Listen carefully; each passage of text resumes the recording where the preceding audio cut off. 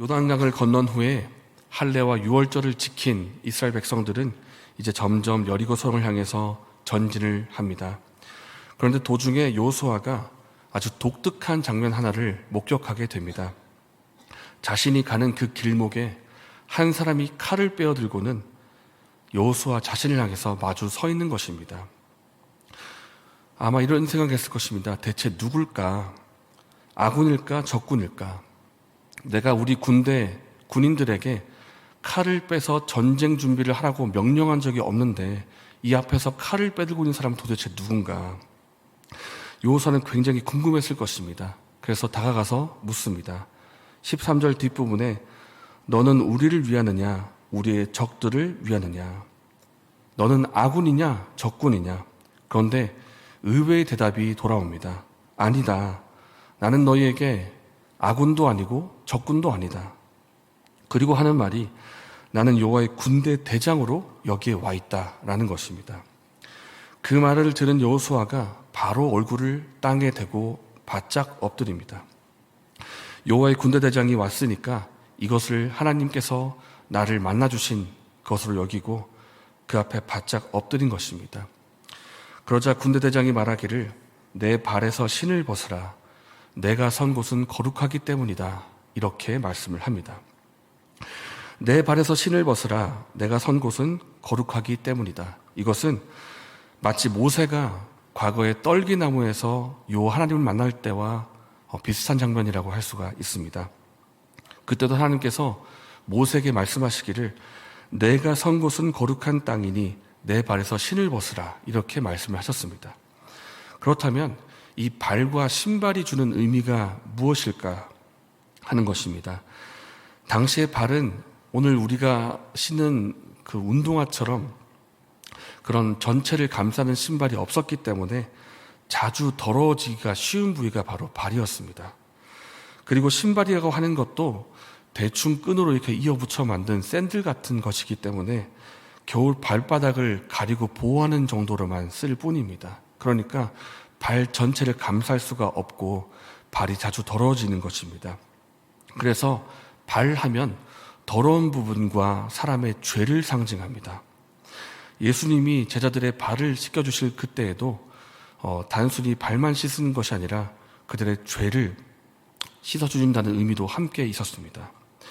그 죄를 가리는 용도인 신발, 그 신발을 지금 요 하나님 앞에 벗으라는 것입니다.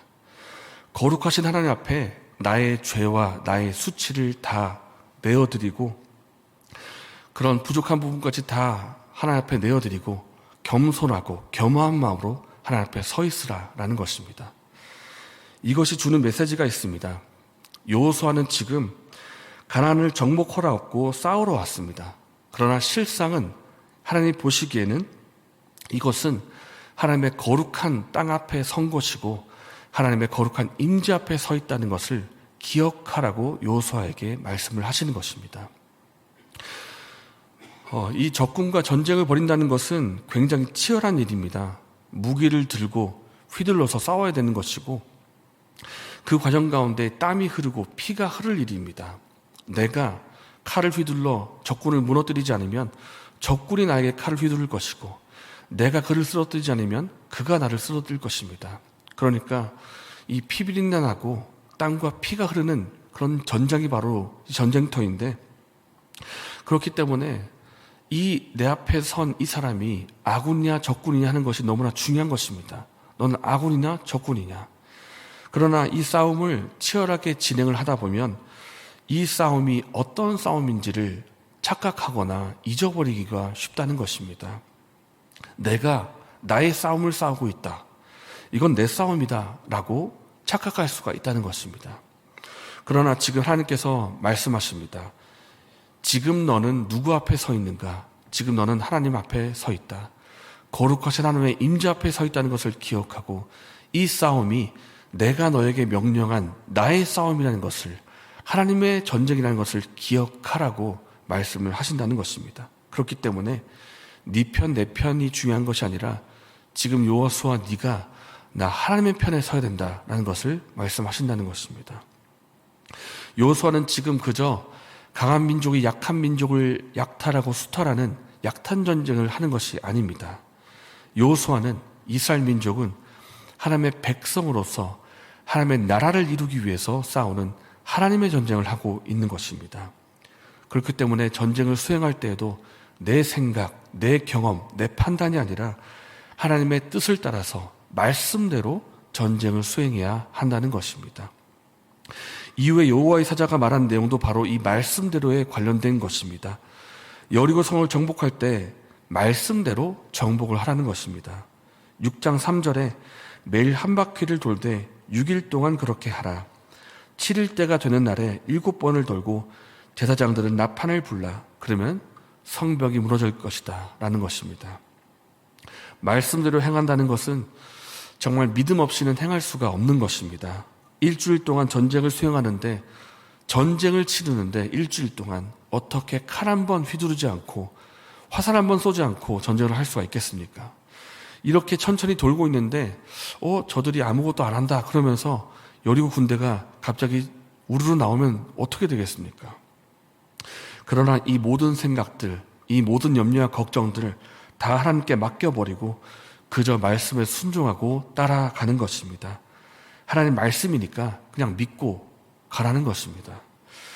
오늘 우리도 우리에게 주어진 각자의 자리가 있고 우리에게 주어진 일들이 있습니다.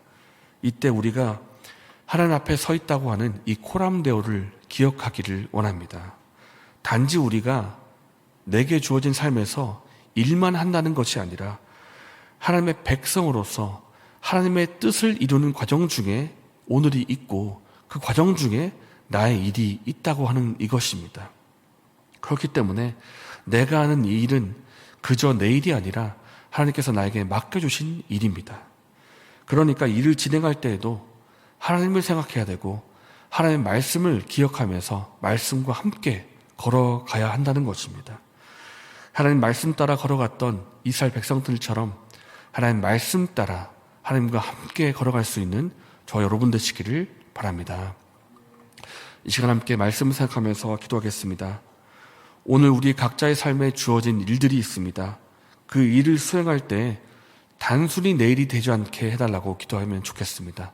이 일이 그냥 내 일이 아니라 하나님께서 맡기신 일이 되게 하여 주시고 내 뜻대로 수행하는 것이 아니라 하나님 말씀대로 수행하여서 이 일을 통하여 하나님의 뜻이 이루어지는 삶을 살 수 있도록 도와주셔서 이렇게 기도하시고 개인적인 제목을 기도하신 후에 자유롭게 돌아가시겠습니다.